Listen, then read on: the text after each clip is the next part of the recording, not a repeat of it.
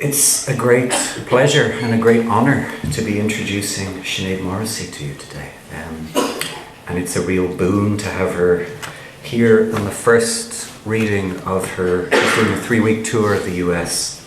So it's really a thrill to have her starting here in Trinity. What connects childbirth, a 1946 film starring David Niven, and the Raleigh Bicycle Factory in Nottingham, England? How does it appear when 15,000 women exercise together in Hyde Park, London in 1936, or when a pod of pilot whales radically adrift appear in Belfast Lough? What is a mutoscope? What would Amelia Smedley have written to William Dobbin, the long-term admirer who has given up hope of ever winning her love in William Makepeace Thackeray's 1847 novel Vanity Fair? These are just some of the questions we find illuminating answers to in Sinéad Morrissey's poems. Deft and sure-footed, formally dexterous, whether delving into the poet's own experience of giving birth at home, or into Dorothy Wordsworth's Grasmere journals, eccentric Aunt Sarah's cupboards and drawers, or the royal children making a jigsaw map of Europe from 1766. Sinéad's poems are all about what Seamus Heaney would call crediting marvels, bringing the senses to bear and putting language to work in the service of what draws the eye, quickening the synapses and the pulse. In an ever more impressive body of work, which at this stage runs to 5 full-length volumes, a series of photographs of her home city, Belfast, by Alexander Robert Hogg, from the year the great ship herself is fitted out in the mouth of the loch, or a reviewing of the cult BBC children's television series The Clangers, or a visit to a peacock and butterfly garden with her 2 young children, or a recollection of attending a meeting of the Communist Party's Belfast branch, where there's tea, coffee, Irish stew, and a cool display of anti-Mrs. Thatcher paraphernalia.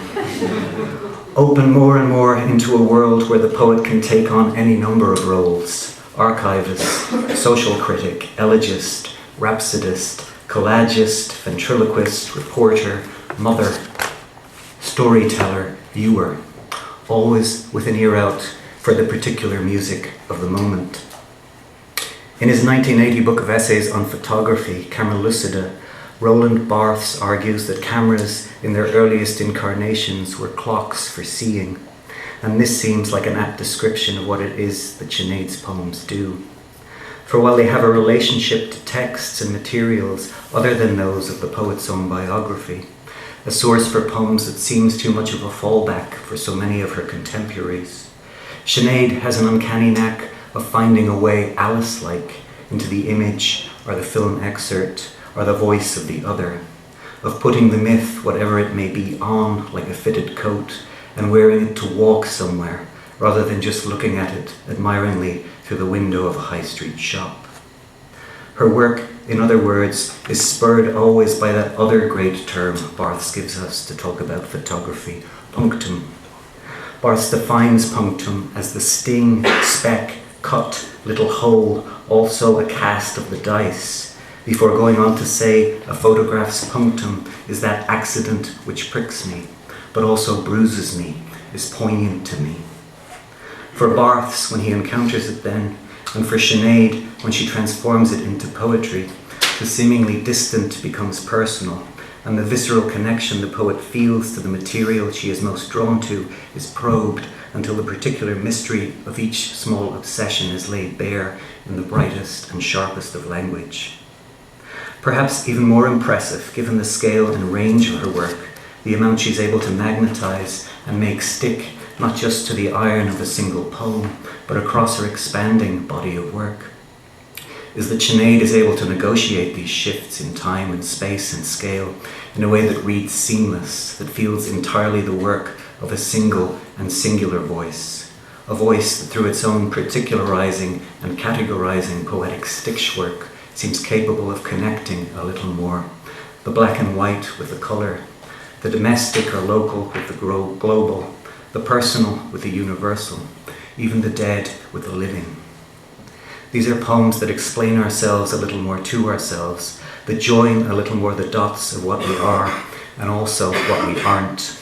And for that, we should be grateful. Sinéad is the first poet laureate of Belfast in Northern Ireland, where she lives with her husband and 2 children.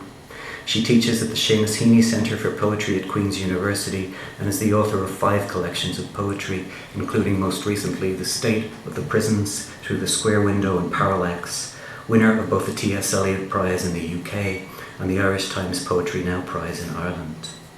She's with us because Farrar, Straus and Giroux, by some distance the most prestigious poetry publisher here in the United States, are about to put out a beautiful edition of Parallax and her selected poems, which you can buy right over there.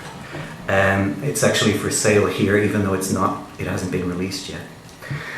So if you're smart, you'll buy a copy. And if you're smarter still, you'll get it signed, because I can pretty much, promise you that it's going to be worth a lot more than you pay for it in time to come. Please welcome Sinéad Morrissey.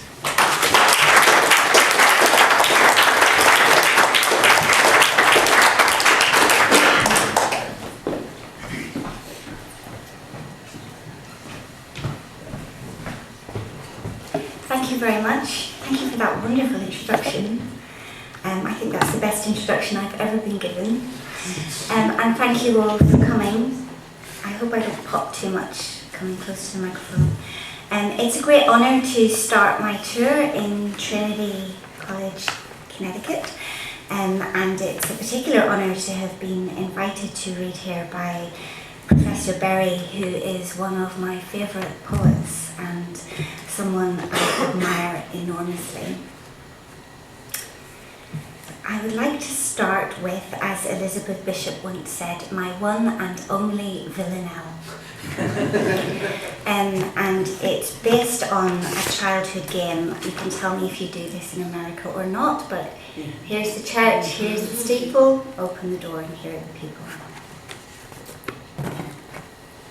Genetics.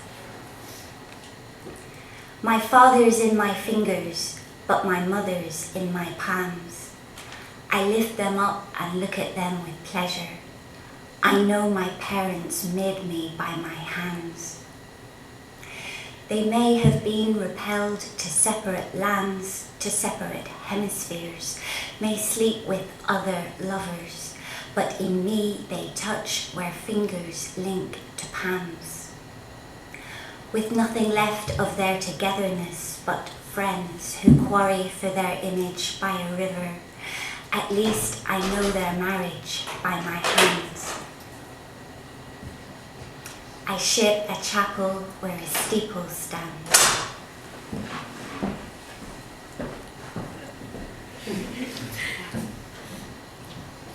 I shape a chapel where a steeple stands, and when I turn it over, my father's by my fingers, my mother's by my palms, demure before a priest reciting psalms. My body is their marriage register. I reenact their wedding with my hands. So take me with you. Take up the skin's demands for mirroring in bodies of the future. I'll bequeath my fingers if you bequeath your palms. We know our parents make us by our hands.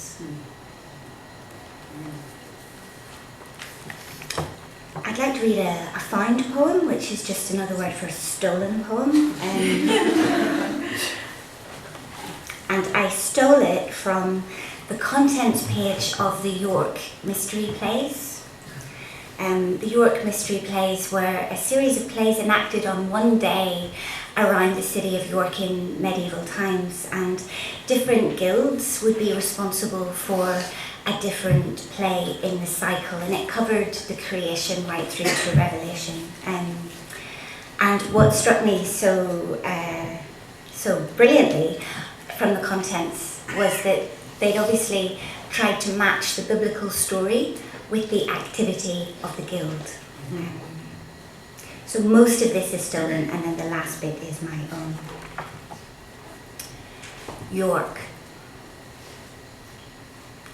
The plasterers, the creation, The card makers, the creation of Adam and Eve. The fullers, Adam and Eve in Eden. The armourers, the expulsion. The shipwrights, the building of the ark. The fishers and mariners, the flood. The tile thatchers, the nativity. St Leonard's Hospital, the purification. The vintners, the marriage at Cana. The cappers, the woman taken in adultery.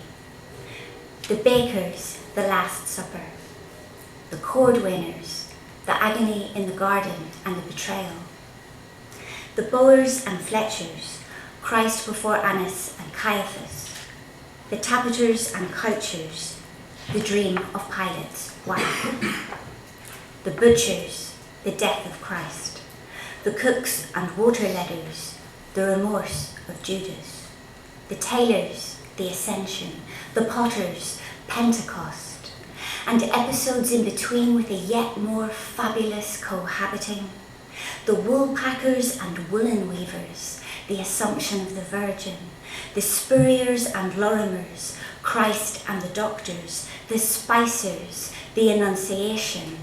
And, because even a singing gash in the stratosphere is redeemable, the fall of man to the repairers of barrels, buckets and tubs.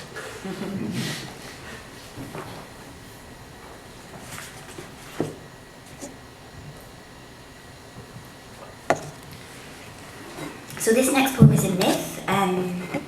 I just made it up. It's my own myth.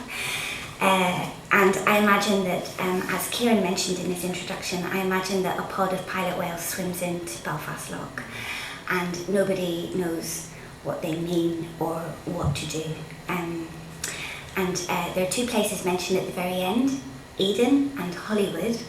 And while these places exist elsewhere, they are also names for small towns on the north and south shore of Belfast Lough. Pilots. It was black as the slick, stunned coast of Kuwait over Belfast Lough when the whales came up, bar the eyelights of aeroplanes angling in into the airport out of the east, like Venus on a kite string being reeled to earth. All night they surfaced and swam among the detritus of Sellafield and the panic of Godwits and Redshanks. By morning, we'd counted 50 species Globicephala maligna, and Radio Ulster was construing a history. They'd left a sister rotting on a Cornish beach, and then come here to this dim, smoke-throated cistern, where the emptying tide leaves a scum of mussel shell and the smell of landfill and drains. To mourn or to warn, day drummed its thumbs on their globular foreheads. Neither due, nor quarry, nor necessary, nor asked for, nor understood upon arrival, what did we reckon to dress them in? Nothing would fit. Not the man in oilskin working in the warehouse of a whale from the film of Sir Shackleton's blasted Endeavour, as though a hill had opened onto fairy tale measures of blubber and baleen, and this was the money god's recompense. Not the huge blue seen from the sky, its own floating ecosystem furred at the edges with surf, nor the unbridgeable flick of its 3-story tail bidding goodbye to this angular world before barreling under. We remembered a kind of singing, or rather our take on it, some dismal chorus of want and wistfulness resounding around the planet, alarmed and prophetic with all the foresight we lack. Though not one of us heard it from where we stood on the beaches and car parks and cycle paths skirting the water. What had they come for? From Carrickfergus to Helen's Bay, bird watchers with binoculars held sway while the city sat empty. The whales grew frenzied. Children sighed when they dived, then clapped as they rose again, Christ-like and shining from the sea. Though they could have been dying out there, smack bang in the middle of the ferry's trajectory, for all we knew, or attempting to die.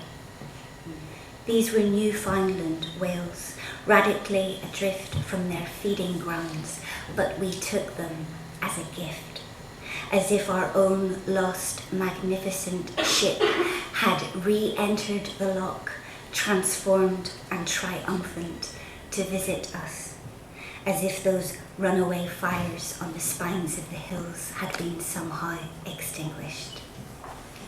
For now, they were here, and there was nothing whatsoever to be said. New islands in the water between Eden and Hollywood.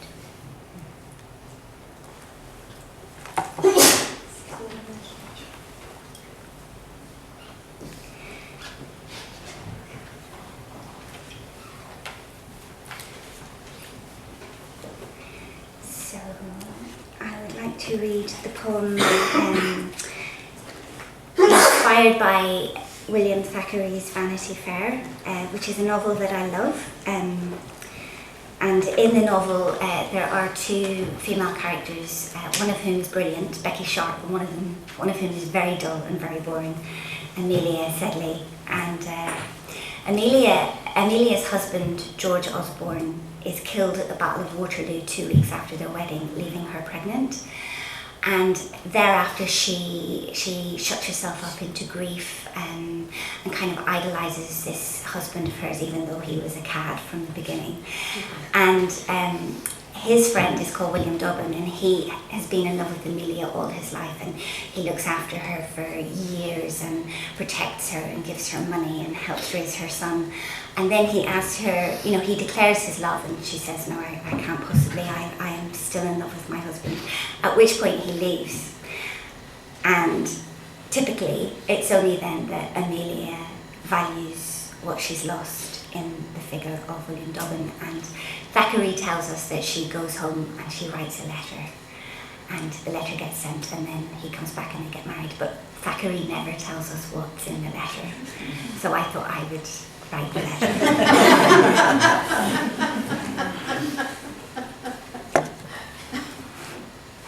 Vanity Fair. Dearest William, I could begin by hoping you are well in England, and I do, now that the regiment has returned to Chatham. Or I could begin by telling you that reports of worsening weather here are true, that Georgie thinks you wicked and unkind for leaving him, that your former servants pine, or that father, though no better, is no worse, etc. But this is not a weather talk sort of letter. It is after 3. The whole house sleeps, even Becky, and I am kept awake 6 weeks by your crippling absence. An irony, I confess, since for all your years of passionate presence, I failed to cherish you. Now that you're gone, Becky, and you were right about her all along, keeps dreadful company, boorish men who jest and drink and flirt, and she isn't in the slightest shocked by any of it. I keep to my room. I have placed the portrait of George face down on the dresser. I have folded the gloves you left in an innermost drawer, as though they were a gift. Since you spoke of my incapacity for love, I have come to see how my own fierce widowhood was a shell against the world, a kind of carapace made up of pride, stupidity and cowardice, a stay, if you will, against the kind of attachment such as yours for me deserved. Poor shredded raiment, for if it did not keep me warm, it kept me safe, safe against you and safe against myself. Last year at the opera, it was Dido and Aeneas. I wished to take your hand in a sudden, artless, harmless way that would not give you pause, then didn't. I think I must have sensed the charge built up from a decade's loving in your fingers, though there you sat as solid as an anchor, and feared that touching it would knock me flat. Now I'm scared I shall die without it. Dear Dobbin, come back. Like everything else we do in our mingled, muddy lives, this letter is overdue. Forgive me if my love arrives belatedly, but there is a ship can get you here by Friday, and come all the rain in Christendom, I shall be waiting by the viewing platform. Dearest William, put out to sea. Yours, Amelia Sedley.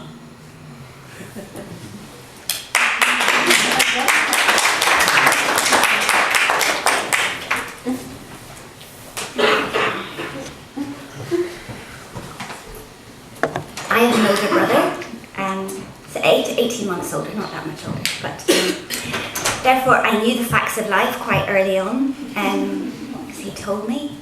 And so while I understood how babies were made, I didn't conceive for a second that I would be a willing participant in that procedure.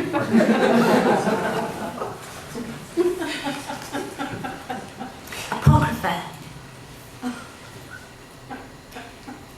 When I was 10 and convinced I would never have children, simply by keeping my underwear on at night time, I was disarmed by the history of Mary Ann Sexton.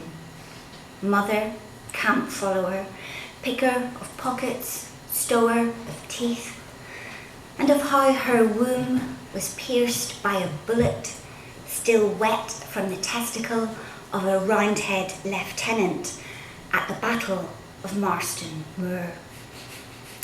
As though the slaughter itself required climax and sought out the unlikeliest agents, or a new king pined to be born, this was as improbable a conception as the physical laws of the earth and all the revolving planets could allow. What hope was underwear now?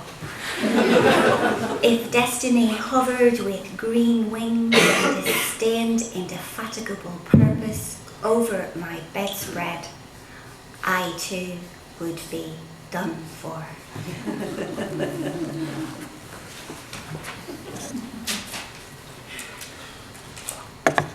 And I was done for twice.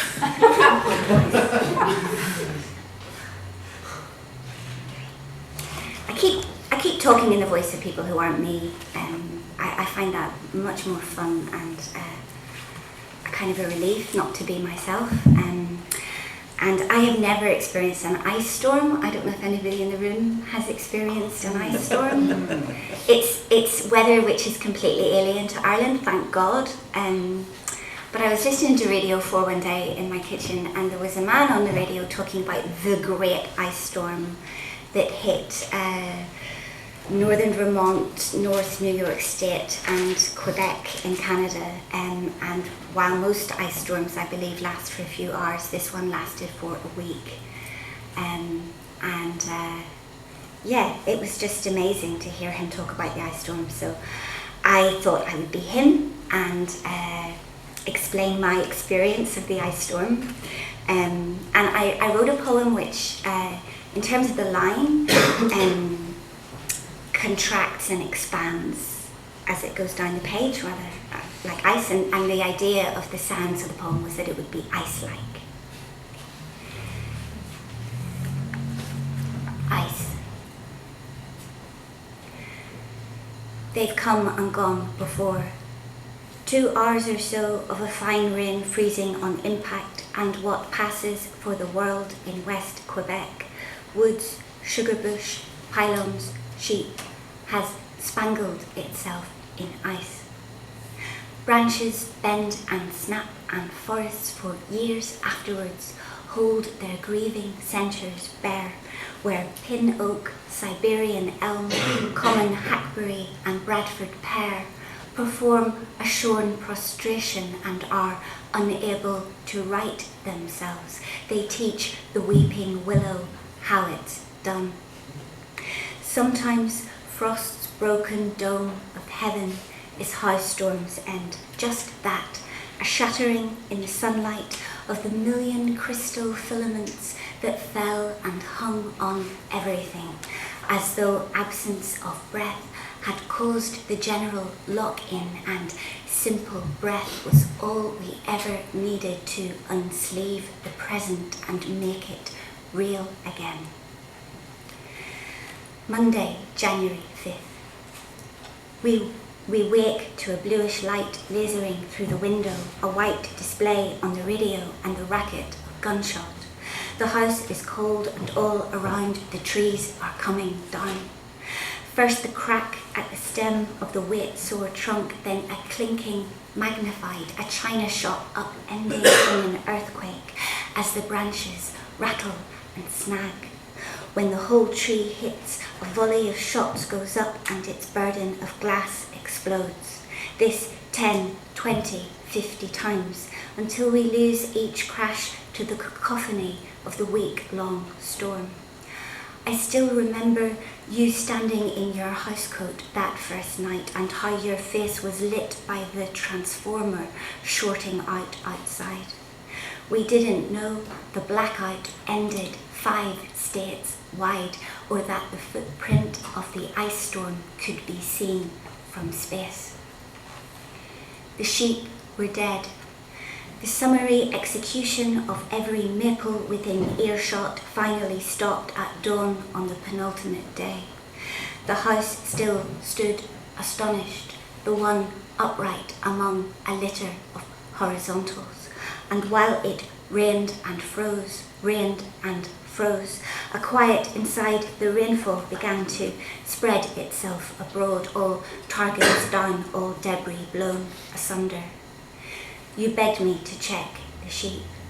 I knew before I reached them 2 hours later the outline of my person hanging frozen in the air, that none of them had survived.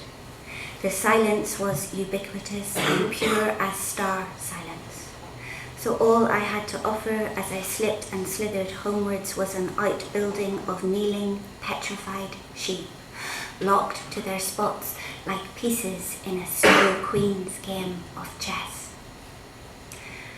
Frost flowers, bearded trees, ghosts of some sudden deleterious fungus ballooning out of the brushwood one spectacular rose bowl morning the previous fall, the lavish sexual frieze of long-stemmed plants whose ensuing ersatz petals splinter when touched. Midnight, January 9th. The jettisoned excess of the Mississippi Delta had punished us enough. Rain reverted to gas. Before the burials, before the muddy thaw, before the gathering mass of melted ice flooded the south, before the army and the extraction of what was felled from what was left. We stood in our living room window and watched a tiny moon and a tatter of stars high up in the atmosphere, and kissed as two will kiss through sheets dipped in disinfectant, and everything between us flew apart.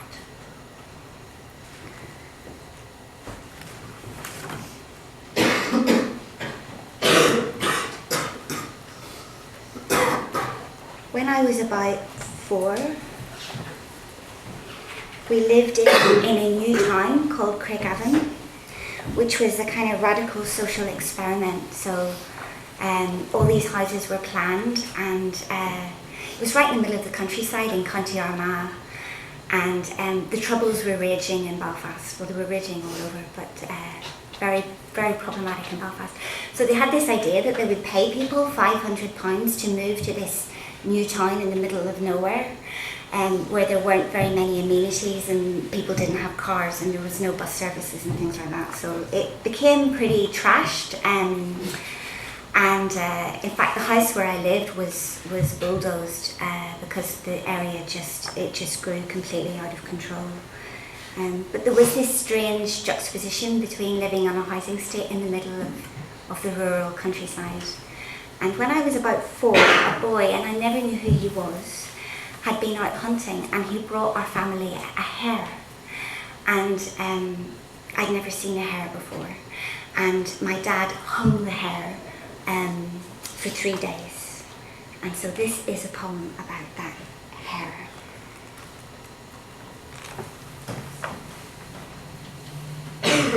Sorry.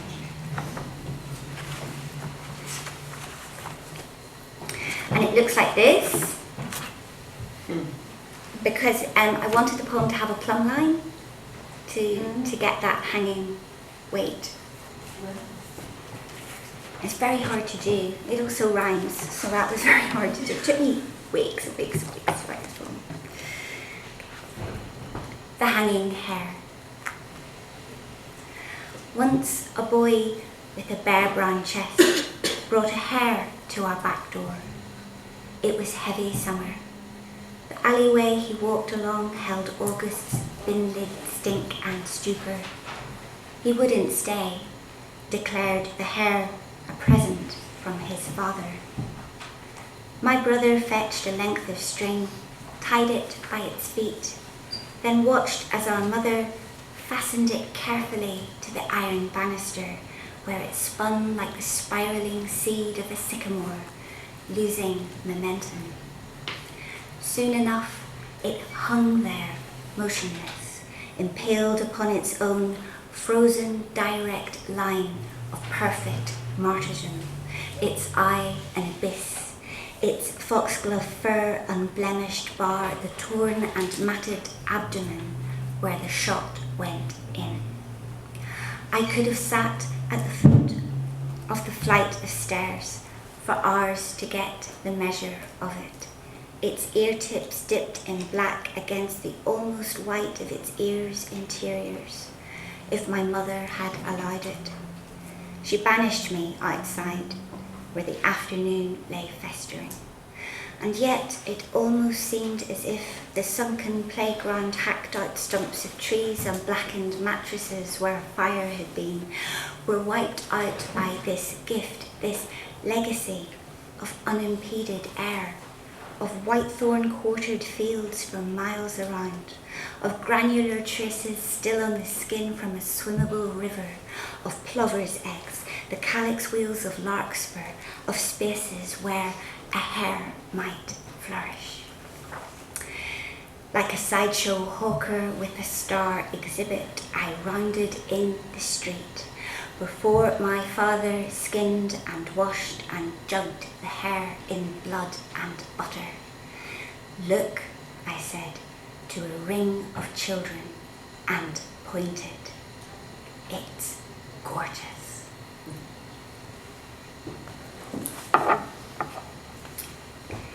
Baltimore is in the news.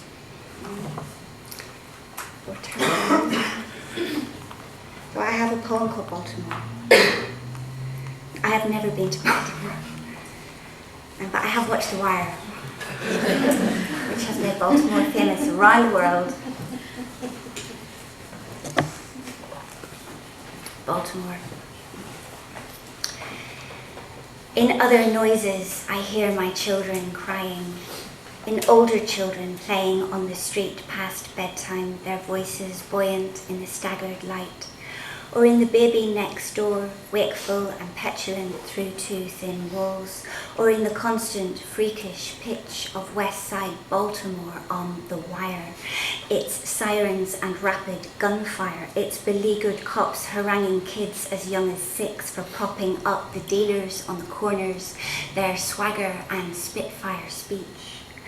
Or in the white space between radio stations when no voice comes at all and the crackling static might be swallowing whole a child's small call for help. Even in silence itself, its material loops and folds enveloping a ghost cry, one I've made up but heard, that has me climbing the stairs, pausing in the hall, listening hard to, at most, rhythmical breathing, but more often than not, to nothing. The air of the landing thick with something mist, dust motes, the overhang of blankets, a ship on the lock through the window, infant sleep.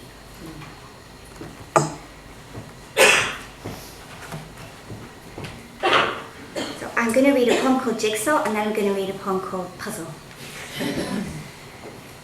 And the poem called Jigsaw is a poem about the first ever jigsaw, which was invented in the 18th century, and it was a map of Europe divided up into its kingdoms or its countries. And I imagine that this was given as a present to the royal family's children at the end of the 18th century, so after the American War of Independence and after the Maoris in New Zealand had fought such a successful war against the British that they made them draw up a treaty, which no other colonised people managed to do. The Maori word for New Zealand is Aotearoa, and it means land of the long white cloud.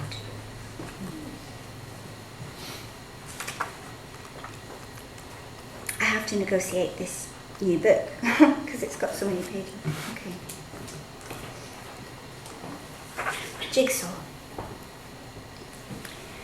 The royal children have been sent a gift, a map of Europe from 1766, complete with longitude, painted onto wood, like any other map in brown and green and red, but then disfigured, cut up into parts, a disassembly of tiny chords strewn across the table.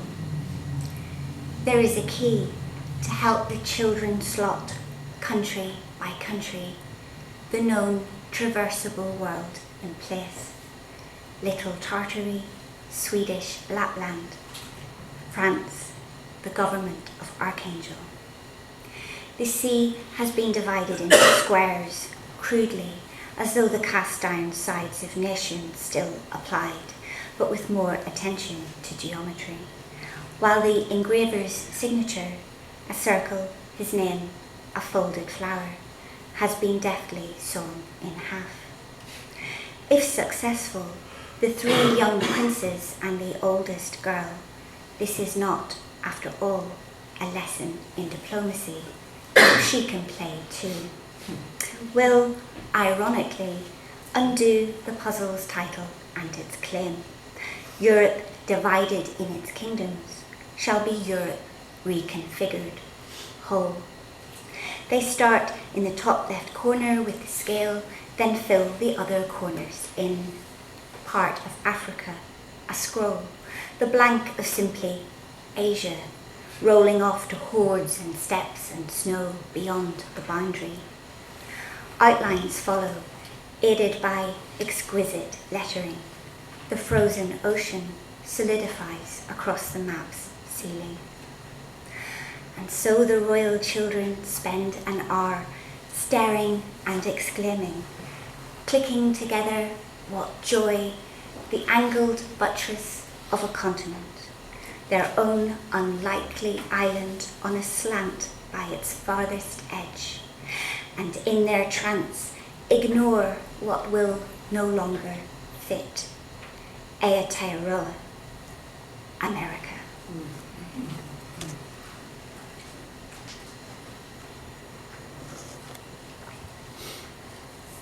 And from Jigsaw to Puzzle. So Puzzle was inspired by a book that my friend gave me called The Moscow Puzzle Book. And the Moscow Puzzle Book was a book of very difficult mental maths problems published in the Soviet Union in the early 1950s. And it's been translated into English and published by Penguin. It's probably out of print now, but it was fascinating to read this because not only was it amazing how difficult the maths problems were, but while they gave you a problem, they simultaneously told you how to be an ideal Soviet citizen. So they're full of grand ideological claims and working heroes of the Soviet Union and their practices. Puzzle. Vitya pledges his brigade of pioneers will plant half as many fruit trees as the other pioneers. Kiryusha pledges his brigade, the best of the detachment, will match the trees of all brigades together, including Vitya's. Their brigades work the last shift simultaneously. The preceding brigades of the detachment plant 40 trees. Both pledges are fulfilled exactly. How many trees does the whole detachment plant? Answer, a kind of Latin, finished and intricate, or a box of glass plate negatives from 1887 unearthed by accident of Newcastle Cloth Market. The oceanic white-tipped shark. Ectoplasm. Natasha Ivanova on her collective farm, working out the most efficient way to harvest cotton. The actual answer is 136.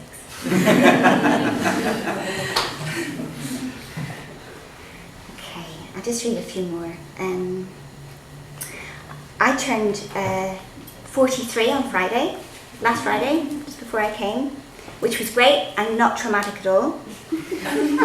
But turning 40 was, well, coming up to turning 40 was very traumatic. I think 39 is the worst year of anybody's life. There's this thing about turning 40. Once I turned 40, I was fine, but I was a bit freaked out about 40 advancing towards me. So this is a poem about that. In ancient Egypt, they had this idea of the afterlife being very much like this world. So it would be what they feared most about the afterlife was having to do lots of work. So they invented a custom of carving these little shabti figurines, and they would be carved with baskets and hoes and all farm working implements, and they put them in their coffins so that the gods would favourably make the carvings do the work in the afterlife rather than them.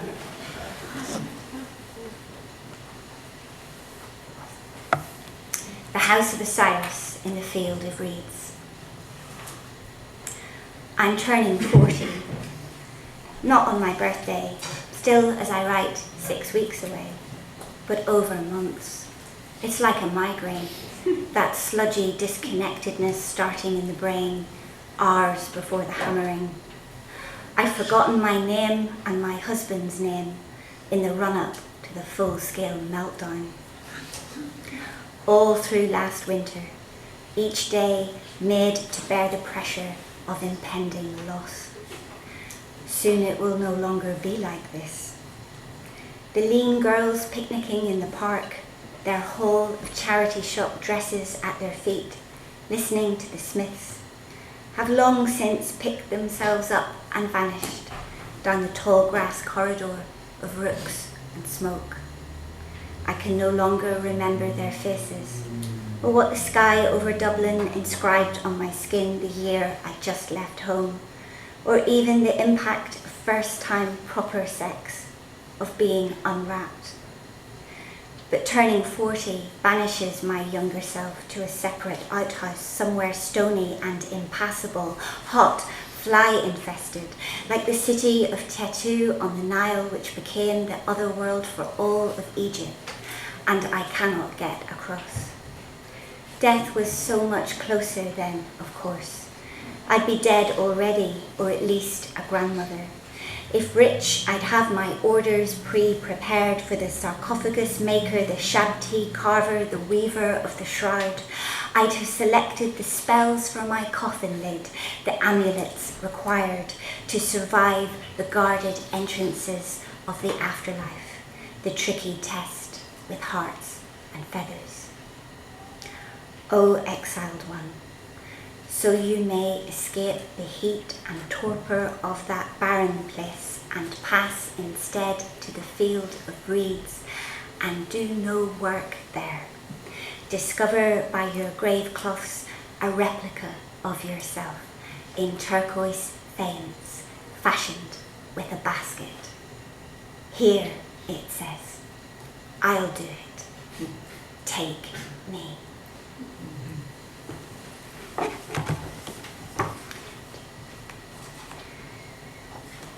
So back to Belfast Lough.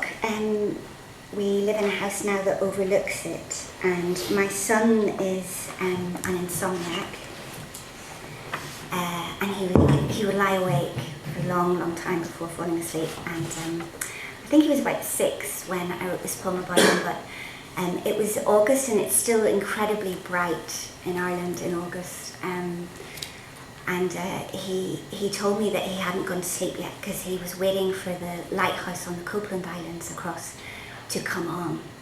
And I imagined the Lighthouse and my son having a private conversation.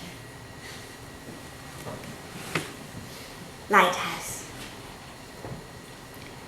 My son's awake at 10, stretched out along his bunk beneath the ceiling, wired and watchful. The end of August. Already the high-flung daylight sky of our northern solstice dulls earlier and earlier to a clouded bowl.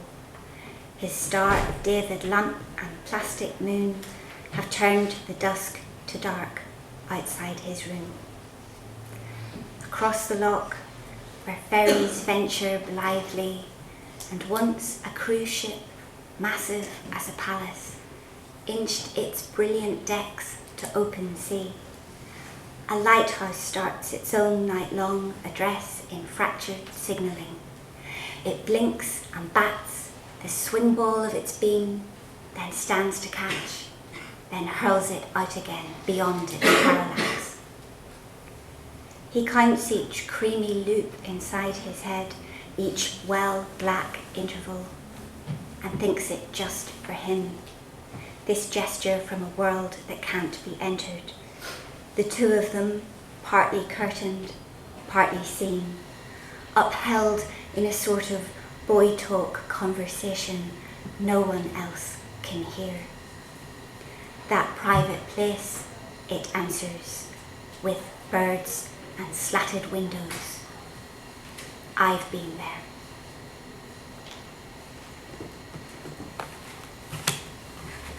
And I'll read one more poem. Thanks very much for listening. You've been a fantastic audience. Thank you for your attention, and thanks again to Kieran for the invitation and the lovely introduction.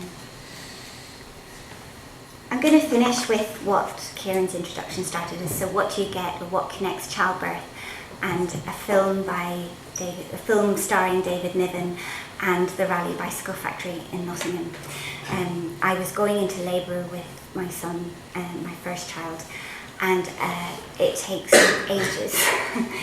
And I turned on the television just to pass some time, and this extraordinary film was on TV. And it was filmed in this world, which was in glorious Technicolor, and an afterworld, which was in black and white. And the afterworld was ruled by women.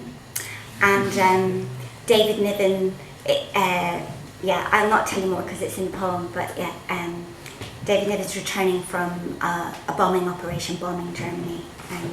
So there's a fantastic magical marble escalator that connects this Technicolor world with this black and white afterlife in the movie. And I was about to bring a child from one world into another world, so it felt incredibly apt. And I wrote it many years later, but I didn't feel I could let it go. A matter of life and death. On the afternoon I'm going into labour so haltingly it's still easy to bend and breathe each time the erratic clamp sets its grip about my pelvis, then releases. I take a nap, eat lunch, and while you pen a letter to our impending offspring, explaining who we are, what there is on offer in the house we don't yet know we'll leave, to be handed over on his 18th birthday like a key to the domain, sit front to back on an upright chair in the living room and switch on the television. World War II. David Niven is faltering after a bombing op in a shot-up plane. Conservative by nature, Labour by conviction. He quotes Sir Walter Raleigh, "Oh, give me my scallop shell of quiet, my staff of faith to walk upon," while a terrified American radio girl listens in. It's all fire and ravenous engine noise. He can't land because the fuselage is damaged and he hasn't a parachute. Then, because he'd rather fall than fry, he bails out anyway, a blip on the screen vanishing into cloud cover. The girl hides her face in her hands. The baby drops a fraction of an inch and the next contraction hurts. I know I'm at the gentlest end of an attenuated scale of pain relief, climbing the stairs, a bath, 2 aspirin, tapering down as the hours roll on and we relocate to hospital, to gas and air, pethidine, a needle in the spine, and go out to walk the sunny verges of our cul-de-sac like a wind-up fat man toy, tottering every 5 minutes or so into a bow. Nobody's home. The bins are still out on the road after this morning's pickup. The light is slant and filled with running gold. Back inside, the film has switched to Technicolor monochrome, an anachronistic afterlife in grey in which dead airmen sign in under name and rank. The Yanks smack gum and swagger, "Isn't this swell?" And a legion of otherworldly women with hair rolled high as dunes hand out enormous plaster wings to the just deceased. The dead are invoiced for like battleships or teapots, their names on the list ticked off as they swing through each allotted doorway, clean and whole and orderly, the incomprehensible machinery of life and death, a question of books that balance. And there's this sudden tug inside, rigging, straining taut and singing, and I cry out for the first time, and in you come to coax and soothe, as though I'm doing something, running a marathon, climbing a mountain, instead of being forced back down into my seat by some psychopathic schoolmarm over and over again. Stay.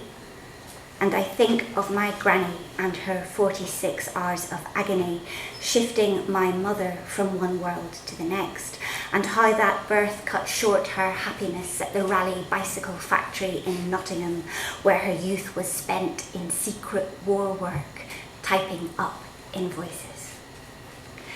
Back in heaven, there's about as much commotion as there's been in a million years. A slight shake of the head by the woman in charge, a sigh, because David Niven, who should have arrived but hasn't, landed on a beach and, how, survived, met the American radio operator she cycled home after the night shift, and fell in love. He must be sent for. Down below, they're already looking post-coital, picnicking in civvies on a homespun tartan rug in a Technicolor rose garden. I'm not supposed to show up at the hospital for hours, or not until the cervix has done its slow industrial cranking wide, enough to be marked by a thumb span. And the problem is, I don't know what this means, or how to tell, or how much worse the pain is going to get. Answer: a lot. And so the afternoon grows hot and narrow, and you abandon your confessions altogether, and the botched clock of paradise with 7 hands across its face ticks on the wall. I've seen it many times, said my granny. When a new life comes into a family, an old life goes out, as though there were checks and balances, birth weighted against death like a tidy invoice, and a precise amount of room allotted the living. Before we inch upstairs to the bathroom to test what sweet relief is granted after all by a bath and lavender oil, I catch sight of a magical marble escalator the original Stairway to Heaven, with David Niven captive on its steps being pulled away to the sound of a clanking bell from his radiant girlfriend. And I imagine my granny, who died 3 weeks ago on a hospital ward in Chesterfield, making room as she herself predicted, not dumb and stricken and hollowed out with cancer, but young, glamorous, childless, free, in her 1940 shoes and sticky lipstick, clicking about the office of new arrivals as though she owns it, flicking open the leather-bound ledger and asking him to sign.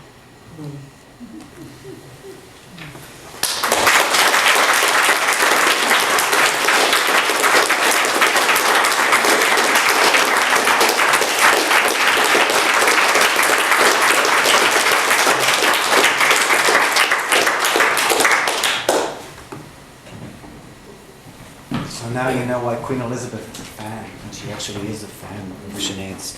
There's a story that Ian Duhigg, the British poet, tells about Sinead reading in front of Queen Elizabeth, and she just leans forward. So thank you for a wonderful reading. I met the Queen, and I read a poem. I read the display poem, and it was so funny afterwards because she came up and she said to me, I was a child and I remember the Women's League of Health and Beauty from when I was a child, so I knew everything you were talking about in your poem. It was such fun. And then her husband came along the line and he said to me, "Did you write that poem yourself?"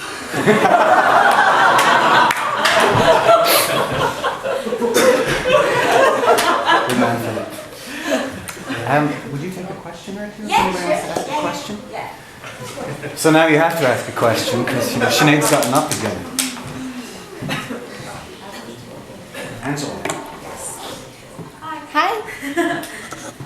I was wondering, so you say you like to write in voices that aren't your own. Do you tend to gravitate towards any particular voice, and like how do you choose which voices to write? I think that's something that you have to think about for each poem. I don't know if I gravitate necessarily towards a kind.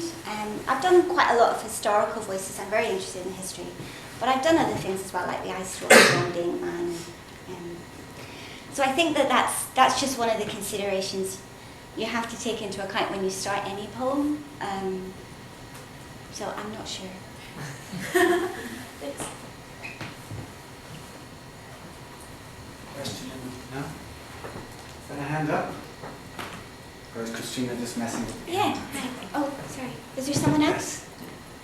So, would you tell us about how you started writing and how you started writing the poems? I started writing very, very early.